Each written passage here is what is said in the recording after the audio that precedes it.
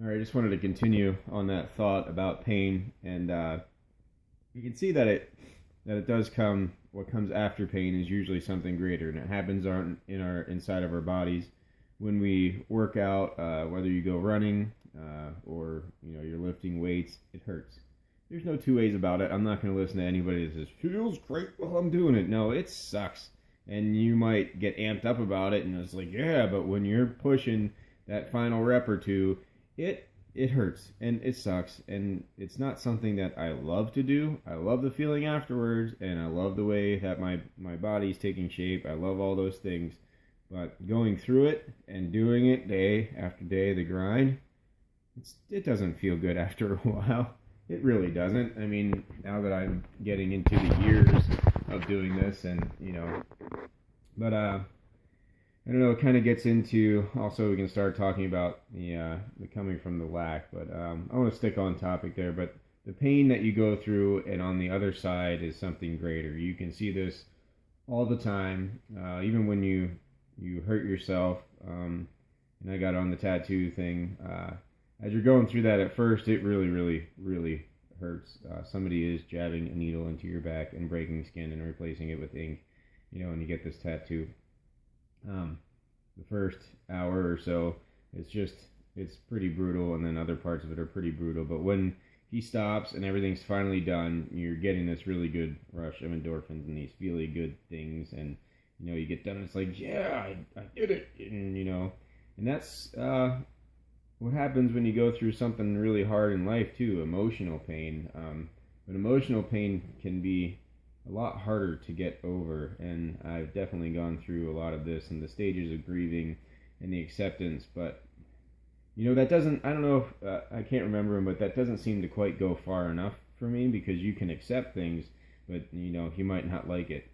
A lot of times you have to find your reason, and it might sound a little selfish and a little personal, but that's life. Life is selfish and personal. You take things in, you process them, and then you hopefully bring them into your life in a positive way and put that out into the world. I mean, there's no other way to process things other than through yourself, through your own lens.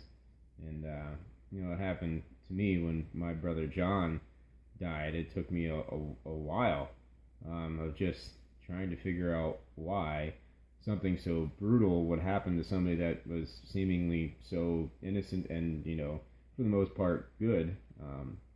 And for his life to be taken, in pretty much an instant, didn't make much sense to me at all. And I had to figure out what I was going to get out of it, because if not, I don't know, I'd still be sitting here wondering why, So, on that other side of that emotional pain is something greater if you believe there to be. If you stay there and you wallow in it and you take the woe is me approach, that is where you're going to stay. And it's not a very good place to be. And I got myself there for a while where I had this belief that things were just not going to get better because, well, it really didn't seem like they were. And that leads you down a path to where basically you're ready to go. You're basically telling the universe is just like, I got nothing left to give, and I'm gonna need something here. And for me, fortunately, that something came.